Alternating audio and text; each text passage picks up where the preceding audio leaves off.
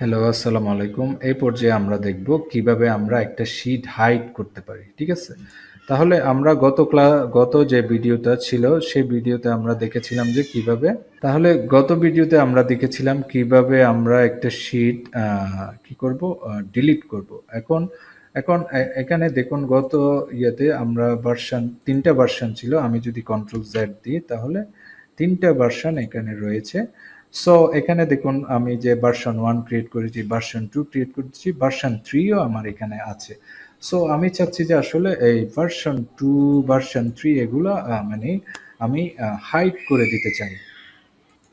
তাহলে হাইড করতে গেলে আমি ধরেন আমি চাচ্ছি যে এই শীটগুলো হাইড করে দিব। আমি রাইট ক্লিক করে এই যে হাইড দিলে হাইড শীট, তাহলে শীটটা হাইড হয়ে যাবে। ওকে, এখানে দেখুন একটা information, sheet hidden, use the view menu to unhide sheet.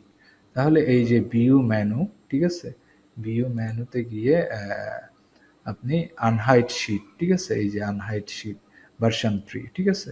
তাহলে আমি ভার্সন 2 ও আমি হাইড করে রাখতে চাই। তাহলে আমার কি ভার্সন 1 ভার্সন 2 এখানে আর আছে?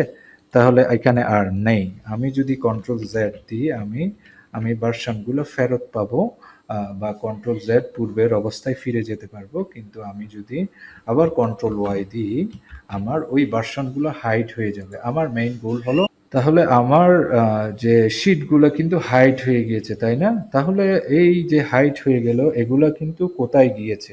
তাহলে এই যে আপনি যখন ভিউতে যাবেন, আপনি যখন হিডেন শিটগুলো এখানে শো, আপনি যদি শো দেই, show version 1 version 2, show version 2 তে এখানে চলে আসবে। আমি যদি ভিউতে শো ভার্সন 3 দেই তাহলে ভার্সন 3 টা এখানে দেখাবে।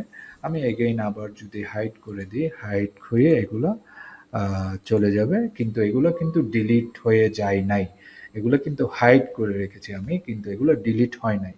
আমি ডিলিট করি না, আমি কিন্তু হাইড করেছি, ঠিক আছে। এবং আমি হাইডের ইনফরমেশনগুলো আমি ভিউতে গিয়ে হিডেন শিটে এই যে এখানে দেখা যাচ্ছে ক্লাস 1 ভার্সন 2, ক্লাস 1 ভার্সন 3, এগুলো হলো হিডেন শিটের ভিতরে, ঠিক আছে।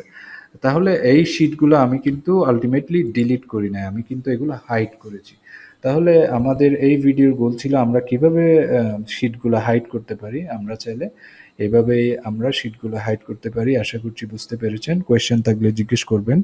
নেক্সট আরেকটি ভিডিওতে দেখা হবে ইনশাল্লাহ। সে পর্যন্ত ভালো থাকুন। আসসালামু আলাইকুম।